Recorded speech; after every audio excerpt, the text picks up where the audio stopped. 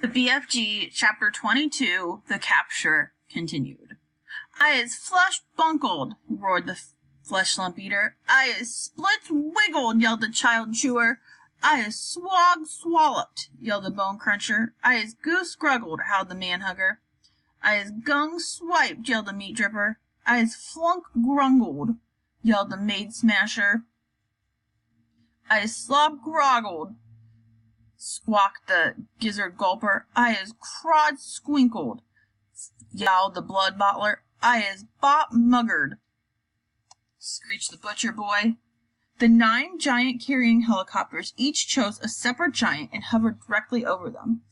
Very strong and steel hawsers with hooks on the ends of them were lowered from the front and rear of each helicopter. The BFG quickly secured the hooks to the giant's chains, and one hook near the legs of the other arms. Then very slowly the giants were winched up into the air, parallel with the ground. The giants roared and bellowed, but there was nothing they could do.